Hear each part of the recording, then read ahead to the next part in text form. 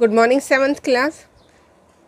हम आपकी unit 2 nutrition in animal कर रहे हैं। लास्ट लेक्चर में आपको मैंने morphology of human digestive system करवाया था। आज हम उसका इंटरनल स्ट्रक्चर स्टडी करेंगे। एलिमेंट्री कैनाल आपको लर्न होगी। मैंने यहाँ मेंशन किए हैं buccal cavity, oesophagus, stomach, small intestine, large intestine, anus.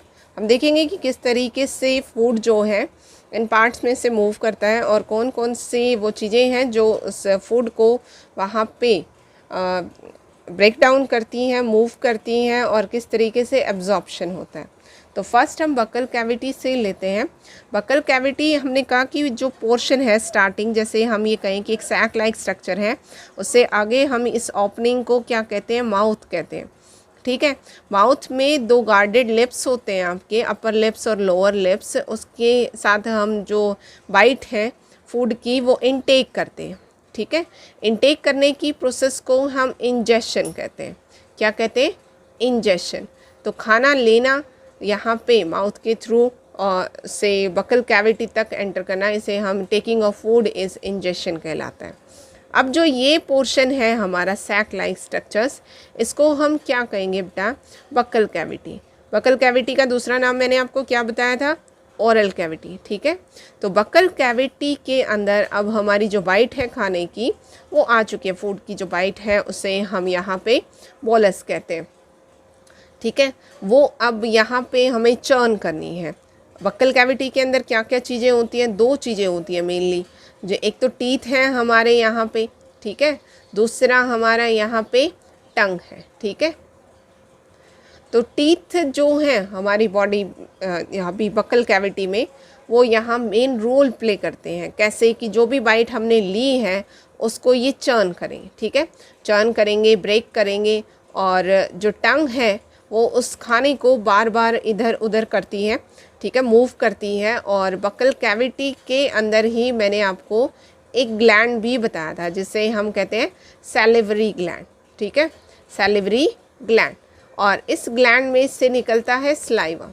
ये जो स्लाइवा है उस खाने के अंदर मिक्स हो जाता है और उससे अच्छे से चर्न करने के बाद वो चर्न हो जाता है। यहाँ पे टंग जो है बार बार उसे मूव करती है, स्लाइवा जो है उसे मॉइस्चर प्रोवाइड करता है। तो ये तीनों चीज़ें मिलके यहाँ पे उससे फूड स्लाइस को अच्छे से सॉफ्ट बना देती हैं ताकि वो आगे की तरफ मूव हो सके।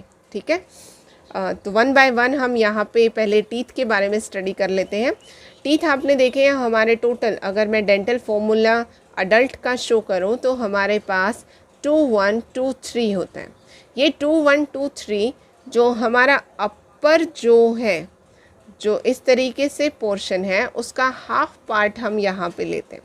जो हम यहाँ पे टीथ्स अपने देखते हैं कि 2 हमारे इंसीजर हैं, 1 हमारा कैनाइन है इस तरीके से, और उसके बाद 2 हमारे प्रीमोलर हैं, और लास्ट जो बचते हैं वो 3 टीथ्स यहाँ पे प्रेजेंट होते हैं जिन्हें हम मोलर कहते हैं। तो कौन कौन से हुए? फर्स्ट है इंसीजर।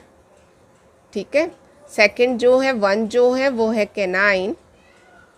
ठीक, सेकंड 1 जो यहाँ पे 2 जो है, थर्ड जो है ये प्रीमोलर, और ये है मोलर। ये 4 टाइप्स टीथ जो हैं हमारी बॉडी में होते हैं। ठीक है, तो यहाँ पे 2 हैं, 1 2 3, टोटल जो यहाँ हुए 8। तो हाफ जो है उसमें 8 हैं, इस साइड भी आपके 8 हैं, और इसी तरह से लोअर जो में जो हैं, तो टोटल हमारे जो टीथ हैं वो 32 हैं। ठीक है, ये परमानेंट टीथ होते हैं। टीथ 2 टाइप्स के हैं, 1 इज़ मिल्क टीथ, ठीक है, और सेकेंड 1 इज़ परमानेंट टीथ। जो परमानेंट टीथ हैं वो 32 हैं, और मिल्क टीथ जो हैं वो 20 होते हैं, जो कि रिप्लेस हो जाते हैं विद परमानेंट टीथ। ठीक है, तो टोटल हमारे टीथ्स का फंक्शन क्या है? यहाँ पे चर्न करना अलग अलग होता है। जैसे इंसीजर का हम बात करें तो ये कटिंग करते हैं, कोई भी चीज़ हम कट जैसे लेते हैं उसको कट करने का काम कौन करता है? इंसीजर करता है। ठीक है, कैनाइन्स जो हैं ये टीयर करते हैं, जैसे पॉइंटेड टीथ होते हैं, ये टीयरिंग में हेल्प करते हैं। कोई भी हम इस तरह से खाना लेते हैं उसको टीयर करने में, फाड़ने में ये हेल्प करते हैं। मोस्टली जो आपके कार्निवोर्स होते हैं उनके कैनाइंस काफ़ी शार्प होते हैं, आपने देखा होगा। जो कैट है, डॉग है, लायन है, उनके कैनाइंस काफ़ी शार्प होते हैं। प्री मोलर टीथ जो हैं और मोलर टीथ जो हैं ये ग्राइंडिंग में हेल्प करते हैं, कि फूड को ग्राइंड करते हैं, उसे जो है मूव करते हैं बार बार, उसे सॉफ्ट बना देते हैं सलाइवा के साथ मिक्स करके। तो ये आपके टीथ्स के फंक्शन हैं। नेक्स्ट बेटा टंग के बारे में बात करते हैं हम। टंग जो है एक मस्कुलर फ्लैप लाइक स्ट्रक्चर्स होता है इस तरीके से। इसमें अलग अलग टेस्ट बर्ड प्रेजेंट होती हैं। हम 4 टाइप्स ऑफ जो है टेस्ट कंज्यूम करते हैं, जिसमें आपका स्वीट आता है, शोर आता है, बीटर आता है और सॉल्टी आता है। तो टंग का अलग अलग पार्ट है जिसमें कि जो है टेस्ट बर्ड प्रेजेंट होती है। डिफरेंट डिफरेंट टेस्ट को ये मेजर करता है। अलग अलग जो पार्ट हैं उनको यहाँ पे इन टेस्ट बर्ड्स के थ्रू डिटेक्ट किया जाता है।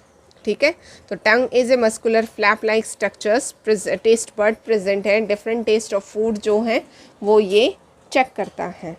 नेक्स्ट जो यहाँ ग्लैंड प्रेजेंट है, उस ग्लैंड में से स्लाइवा रिलीज़ होता है।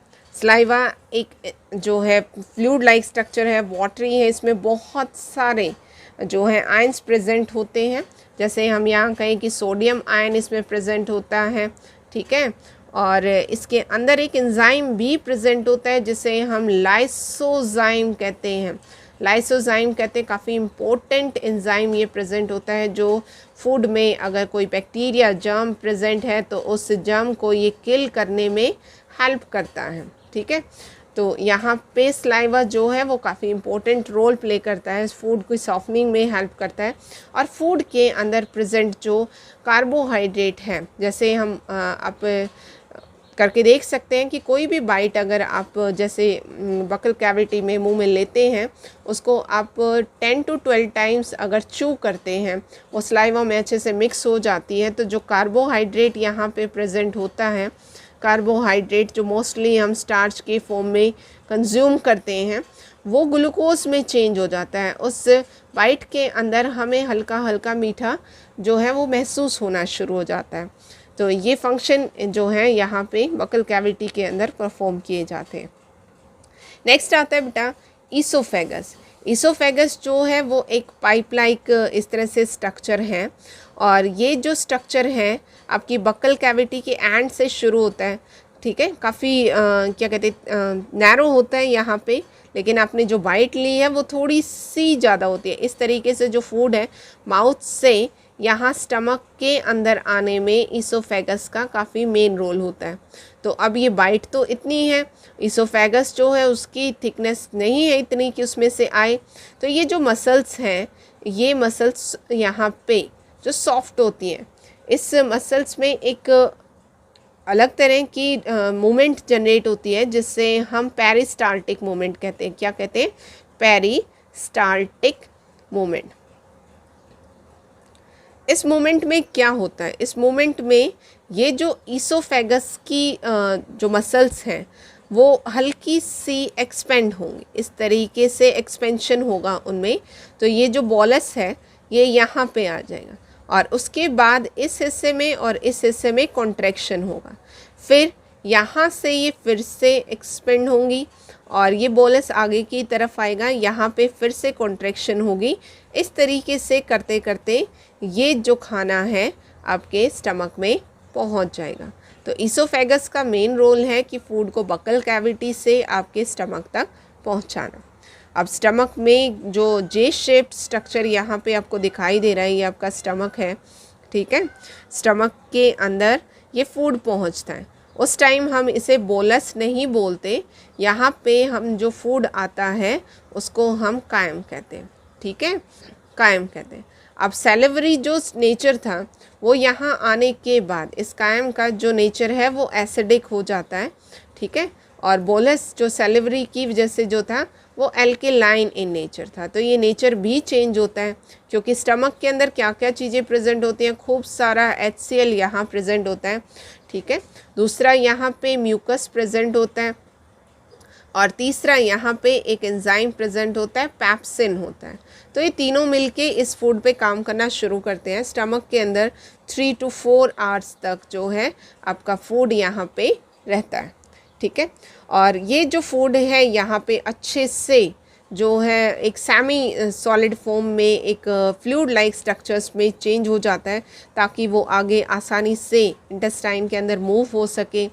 अब जो ये केमिकल सब्सटेंस यहाँ प्रेजेंट है, जैसे HCl आपको पता है एक स्ट्रॉन्ग एसिड है, बट ये हमारे स्टमक में प्रेजेंट होता है। जो स्टमक के सेल्स होते हैं उन्हीं से ये रिलीज़ होता है यहाँ पे, ठीक है। तो इस केमिकल्स की वजह से स्टमक में जो एसिडिक मीडियम है वो जनरेट होता है, और अगर फूड में कोई जर्म है या कोई बैक्टीरिया उसमें प्रेजेंट है, उसको किल करने का ये काम करता है, ठीक है। एसिडिक जो मीडियम है वो जनरेट करता है, जर्म्स को किल करता है। और सबसे बड़ी बात कि जो ये पैप्सिन है, पैप्सिन क्या है, एक एंजाइम है, ठीक है, एंजाइम है। और ये एंजाइम जो है वो प्रोटीन पे वर्क करता है, ठीक है, प्रोटीन पे वर्क करता है। तो इसके वर्क के लिए HCl का होना ज़रूरी है। अगर HCl है तो पैप्सिन वर्क कर पाता है। इसके बाद बेटा म्यूकस, म्यूकस क्या होती है, जैसे यहाँ पे मैं फिर से ड्रॉ करती हूँ कि ये आपका स्टमक का पार्ट है, ठीक है।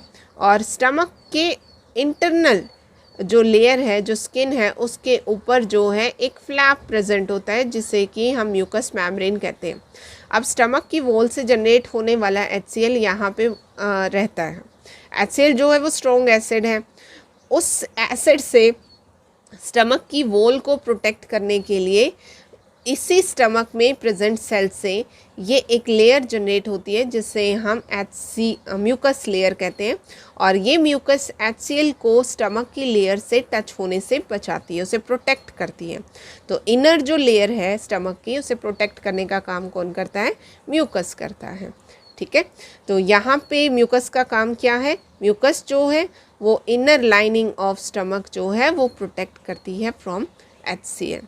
अब अगर ये ना हो यहाँ पे, तो HCl जो है वो स्टमक की वॉल को नुकसान पहुँचाएगा, और यहाँ पे स्टमक की वॉल को इरोड कर देगा। ये तभी होता है जब बहुत ज़्यादा अमाउंट में एसिड हमारे स्टमक के अंदर प्रेजेंट होता है, तब ये स्टमक की वॉल को इरोड करता है। इसे हम कहते हैं अल्सर। क्या कहते हैं, अल्सर, कि यहाँ पे वाउंड्स जनरेट हो जाते हैं जो इनर लाइनिंग है स्टमक की। उसके बाद अब जो स्टमक में जो फूड है वो 3 to 4 आवर्स तक यहाँ पे रहा। उसके बाद ये फूड जो है एक ट्यूबुलर सेक्शन में आगे की तरफ मूव करता है, ठीक है, और उसे हम स्मॉल इंटेस्टाइन कहते हैं। स्मॉल इंटेस्टाइन की लेंथ मैंने आपको बताई थी, यहाँ पे 5 to 6 मीटर लॉन्ग है। इतनी लंबी ट्यूब इतने छोटे से पार्ट में किस तरीके से एडजस्ट होती है, हाईली कॉइल्ड स्ट्रक्चर्स होता है ये, ठीक है। इस स्ट्रक्चर में जो फूड है वो काफ़ी देर तक जो है वो मूव करता है और धीरे धीरे यहाँ पे डाइजेस्ट